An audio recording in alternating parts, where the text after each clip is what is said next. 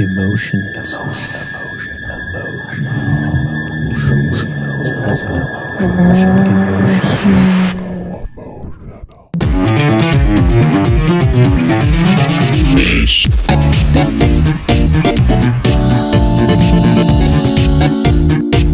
Ear training is what gives you the ability to identify auditory stimuli with your ears alone. It's what lets a musician identify this as a major chord performed on a piano. If your level of ear training is a little bit more advanced, you might be able to identify this as a spread voicing for that major triad in first inversion. And if you happen to have perfect pitch, you also might be able to identify the actual notes, which are F sharp, D, and A. This form of ear training is called harmonic melodic ear training, and it can be invaluable for the performing musician. Sound engineers might understand the sound a little bit differently. They too will recognize that it is a piano. However, they'll probably hone in on the fact that there was an ugly resonance in or around 500 hertz, and they might want to correct it with EQ.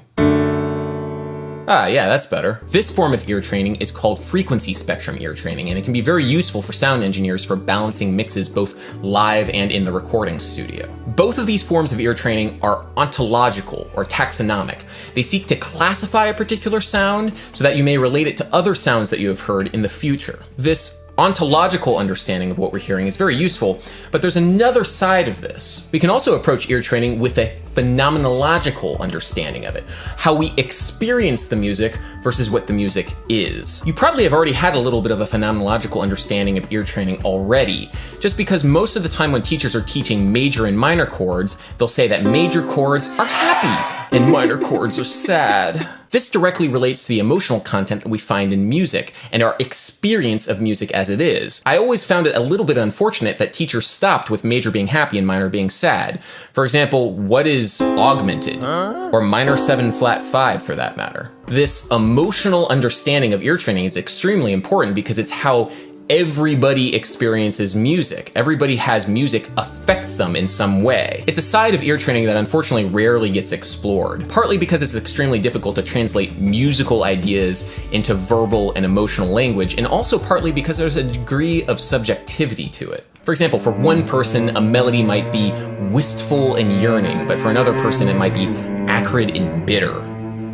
In this way, I like to think about the famous parable of the 5 blind men who each touch a different part of an elephant to figure out what it is. Each one feels a different part of the elephant, like the leg or the tail or the tusk, and when they compare notes, they can't agree on what the animal is, even though they've all been experiencing the same thing, the elephant. In this way, music can be very similar. Still, it can be extremely illuminating to pay attention to your own personal reactions to specific musical stimuli. I once attended a masterclass conducted by Stefan Harris, the vibraphone player, where he suggested keeping a journal of your own personal reactions to chord qualities as a means of identifying them. Instead of trying to simply remember what a dominant 7th with a flat 9 and a natural 13 sounds like, you can think about how you feel when you listen to it, and then identify with that emotion whenever you hear that chord.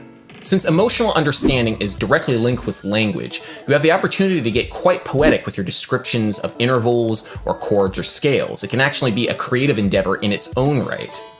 Bear in mind, it would be simplistic to reduce a piece of music to the atomistic progression of chords and then their individual emotional responses. A chord progression and a piece of music in general is more than just the sum of its parts. Just to show you what I mean by this, I've annotated a few of my emotional responses to the first couple chords of Chopin's Prelude No. 4 in E minor. This is kind of a fun exercise because there's no real rules to it, but the more that you think along these lines, the more that you're going to be able to form connections with all the kinds of music you listen to and the music that you play.